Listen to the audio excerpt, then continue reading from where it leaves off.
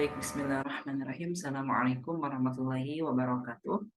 Alhamdulillahirrahmanirrahim. Asyhadu an la ilaha illallah, asyhadu anna Muhammadan abduhu wa rasuluh. Allahumma shalli ala Sayyidina Muhammad wa ala alihi wa sahbihi ajma'in. Alhamdulillah rekan-rekan sekalian, insyaallah pada hari ini kita akan melanjutkan Edward Talks episode ke-16. Dan ini akan berlanjut juga dengan Edward Talk 17 yang mana pembahasannya itu berkaitan dengan menjadi seorang mentor, menjadi seorang mentor. Terlebih, mentor ini merupakan aktivitas yang sangat rutin dilakukan oleh mereka para aktivis Muslim setiap pekan, bahkan sepekan beberapa kali untuk mengkader adik-adiknya berkaitan dengan keilmuan tertentu ataupun skill tertentu yang mana nantinya akan mengkader adik atau bisa disebut dengan mentinya itu untuk nanti menjadi calon mentor di organisasi tersebut gitu ya. Baik organisasi Islam ataupun organisasi lainnya gitu. Khususnya di organisasi Islam ini menjadi modal sangat penting teman-teman semua untuk mengkader agar dakwah akan terus berlanjut dan menjadi amal jariah ya bagi organisasinya dan setiap anggotanya. Insyaallah skill-skill apa saja yang akan dibangun, yang perlu dibangun oleh seorang calon mentor agar nanti menjadi mentor yang baik akan saya sampaikan di Edward Talk episode 16 dan 17 pada hari ini. Adapun materi ini akan di-sharekan di Instagramnya Edward Institute dan juga Balai Quran ID.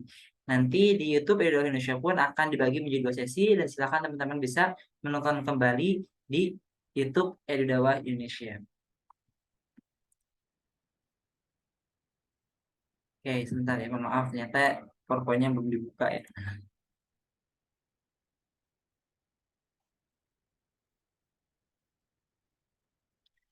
Nah, skill menjadi mentor ini tentu kaitannya dengan materi-materi sebelumnya. Kita sudah bicara soal bagaimana menjadi seorang content creator. Ini ada beberapa kaitannya. Juga kita sudah bicara soal materi tentang adab menuntut ilmu, ya, dan juga sebagai penuntut ilmu ini ada kaitannya. Jadi, walaupun kita membahas materi-materi eh pertemuan selanjutnya, pertemuan sebelumnya pun tetap harus kita implementasikan ilmu-ilmu yang sudah disampaikan ya teman-teman semua. Oke, sambil menunggu PowerPoint-nya muncul. Oke ya, kita coba. Anda sudah menjadi.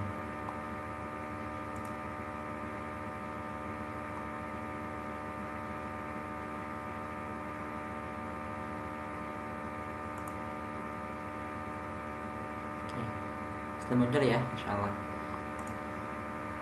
Menjadi sebuah pertanyaan, skill apa yang diperlukan untuk menjadi mentor yang mempengaruhi? Skill apa yang diperlukan untuk menjadi mentor yang mempengaruhi?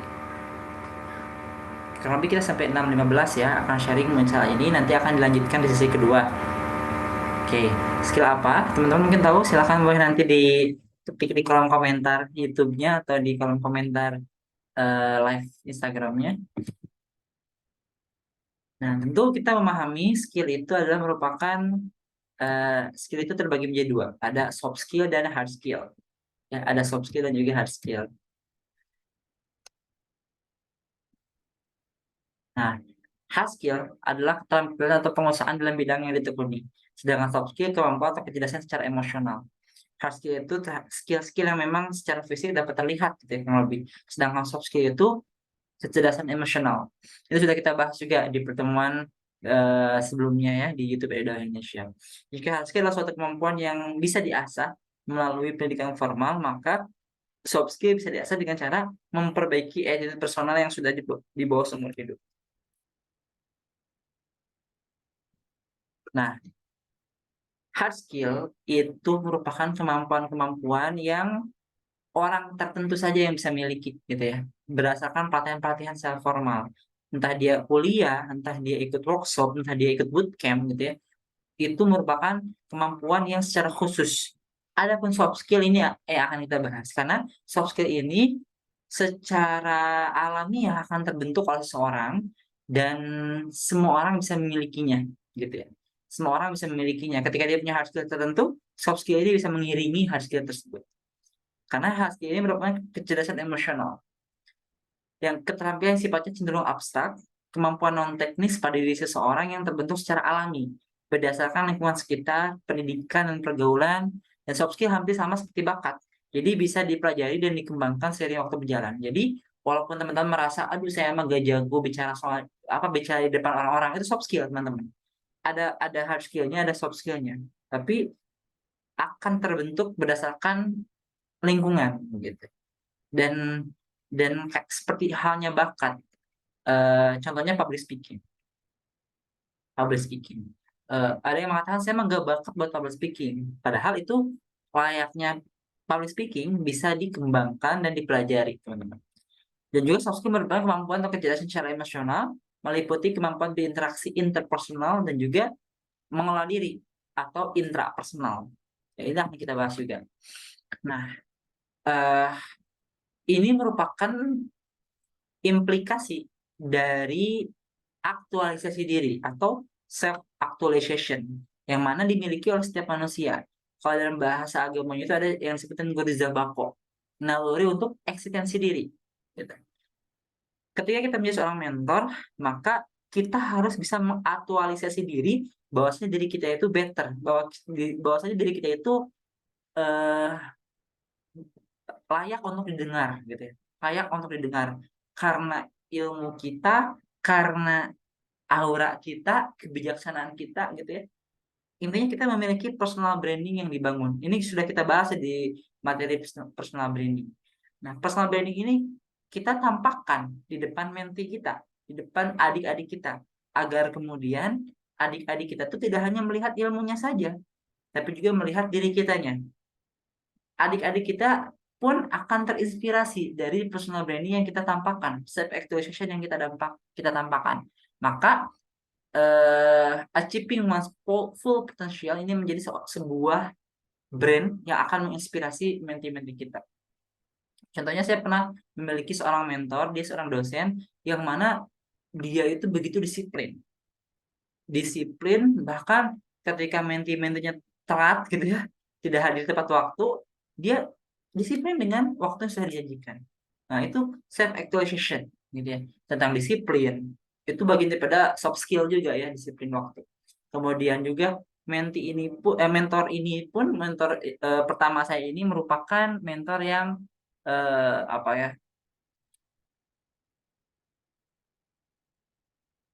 menginspirasi dari segi intelektualnya. Dan ternyata secara riwayat pendidikan, beliau itu seorang dosen, tentunya intelektualnya tentu tak diragukan lagi, ditambah waktu S1, S2, S3 beliau mendapatkan percepatan, selalu mendapatkan IPK 4 gitu ya, dan selalu menjadi wisudawan terbaik. Wah, kira-kira kita sebagai seorang menti melihat sosok mentor seperti itu bagaimana? Tentu akan terkesima, akan terinspirasi. Nah, ini merupakan bagian daripada self actualization yang perlu dimiliki seorang mentor, gitu ya. Tentu uh, untuk sampai ke tahap self actualization ini, seorang mentor harus melalui basic needs yang terpenuhi, gitu ya. Kemudian psychological needs yang juga diikhtiarkan untuk selalu terpenuhi. Baru nanti self actualization, self fulfillment needs, begitu ya. Ini merupakan hierarchy of needs yang eh, dicetuskan oleh Abraham Maslow. Makanya disebut dengan teori Maslow, ya, hierarchy of needs, teori Maslow. Maka apalagi seorang mahasiswa, teman-teman. Biasanya kultur mentoring ini ada di dunia kemahasiswaan. Dan seorang mahasiswa di dunia mahasiswa itu dituntut untuk kita memiliki skill-skill gitu ya, kreativitas, inovatif yang mana nanti dialokasikan, diproyeksikan agar kita mampu berkontribusi untuk masyarakat, mampu berkontribusi untuk dunia pendidikan, gitu ya. Sebagaimana seorang mahasiswa itu memiliki fungsi sebagai insan akademis, mengkritisi permasalahan sekitar dan memberikan solusi tepat guna, gitu ya. Fungsi seorang akademisi itu adalah apa? Pengabdian, pendidikan, dan juga penelitian. Nah, ini diperlukan oleh mereka mahasiswa yang memiliki sifat seorang mentor, gitu ya. Melayani gitu ya, kemudian juga menginspirasi, itu kan seorang mentor harusnya. Maka di dalam soft skill itu ada dua hal, ada interpersonal skill dan juga intrapersonal skills yang dimiliki oleh seorang mentor juga. Interpersonal itu bicara soal habluminanas, hubungan dengan orang lain. Dalam hal ini, ketika mentoring maka hubungan dengan menti kita, gitu ya. Interpersonal skill ini meliputi beberapa keterampilan seperti komunikasi, gitu ya, komunikasi dengan menti, memberikan motivasi, gitu ya. Kemudian kepemimpinan, seorang mentor juga harus memiliki sikap kepemimpinan. Kemudian self marketing, ya marketing. Kenapa self marketing ini penting? Karena akan mampu mempengaruhi menti kita agar mau belajar dengan belajar keilmuan ketika mentoring itu lebih semangat lagi. Seorang mentor yang baik, dia akan memberikan materi yang menggugah ya menti untuk bersemangat dalam belajarnya. Kemudian negosiasi gitu ya. Negosiasi ini penting ketika mentoring, bahkan sebelum mentoring ataupun setelah mentoring, agar nanti kemudian terjadi mutobaah, terjadi kedekatan gitu ya antar mentor dan juga menti. Teknik presentasi juga, berbicara di depan publik, kesadaran politik, memanfaatkan keragaman gitu ya. Ini penting karena menti kita itu tidak hanya satu orang, tentu banyak, dan ini harus bisa memanfaatkan keragaman yang ada di menti-menti kita. Ada mungkin orang Jawa, orang Sunda, atau ada orang yang di kalangan menengah ke atas, ada di kalangan menengah ke bawah. Keragaman ini perlu tentu dimunculkan untuk tentu menjadi sebuah hal positif dalam sesi mentoring ini. Orientasi pelayanan, empati, manajemen konflik, dan kerjasama tim. Nah, ini mentoring perlu dimiliki ya oleh seorang mentor. Lalu di samping interpersonal skill, seorang mentor juga dituntut untuk memiliki skill intrapersonal atau mengelola diri. Ya, meliputi beberapa pengetahuan dan kemampuan dalam transformasi karakter. Kalau dalam bahasa agama itu adalah habluminafsi, hubungan dengan dirinya sendiri. Ada transformasi karakter. Karakter ini kalau dalam bahasa agama itu merupakan syahsiyah, kepribadian yang lahir dari dua hal, apa? Akliyah dan juga nafsiyah, pola pikir dan pola sikap.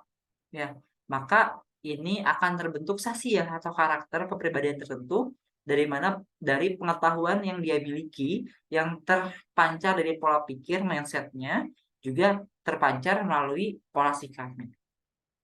Maka akan terbentuklah sebuah karakter tertentu. Ya, kalau dalam tulisan ini bahasanya adalah beberapa pengetahuan dan kemampuan, gitu ya, atau akliyah dan juga nafsiyah dalam transformasi saksiyah atau karakter. Kemudian ada juga bicara soal hablum minafsi, ada transformasi keyakinan, atau kalau dalam bahasa agamanya itu adalah gorizatun tadayun, keyakinan. Naluri kita yang untuk beragama yang terus bertransformasi, semakin takwa dan semakin beriman, gitu ya kalau bahasa kita. Kemudian juga bicara soal manajemen perubahan, ya, manajemen stres, manajemen waktu, proses berpikir kreatif, kesadaran emosional dan kontrol diri, ya, manajemen diri intinya. Yang mana ini perlu dimiliki seorang mentor daripada bagian intrapersonal skills. Lalu bagaimana agar bisa membangun itu semua? Maka ada 3 L. Ada yang dibangun mungkin karena lahiriah, bakat. Ada yang kedua, dibangun melalui praktis, latihan. Saya ingin bisa apa eh nge-mentor dengan baik, maka dia latihan dulu sebelum sebelum mentoring, atau istilahnya itu mutolaah dulu. Mutolaah. Dia mempelajari banyak hal, latihan dulu di depan kaca, latihan dulu ke adiknya misalnya, atau dengan lingkungan. L yang ketiga, lingkungan, karena dia masuk ke organisasi yang di situ kaderisasinya menjadi salah satu program utama, jantungnya organisasi tersebut, maka secara tidak langsung dia dituntut untuk bisa menjadi seorang mentor. Lingkungan organisasi tersebut menuntut dia untuk menjadi seorang mentor. Maka insya Allah dengan bakat ataupun dengan latihan ataupun karena lingkungan, seseorang akan terasah menjadi mentor yang baik. Ya. Jadi menjadi seorang mentor ini bukan sebuah hal yang bisa intinya dua hal. Skill mentoring ini bisa lahir karena lahiriah dan juga bisa terbentuk karena latihan dan lingkungan. Tentunya setiap orang itu harus menjadi mentor dan bisa menjadi mentor gitu. Dan ini merupakan karakter dari seorang mahasiswa. Itu mungkin untuk materi kita pertama, di sesi pertama berkaitan dengan mentor, menjadi mentor yang baik. Insya Allah di sesi selanjutnya kita akan membahas tentang ini. Menjadi mentor ini memerlukan tiga skill. Yang pertama skill verbal, skill content, dan skill visual performance. Verbal ini 38% mempengaruhi proses mentoring gitu ya. Konten juga mempengaruhi 7% proses mentoring, dan visual performance pun mempengaruhi ternyata paling besar 55% ketika mentoring. Kenapa? Akan kita bahas di sesi kedua. Terima kasih. Assalamualaikum warahmatullahi wabarakatuh.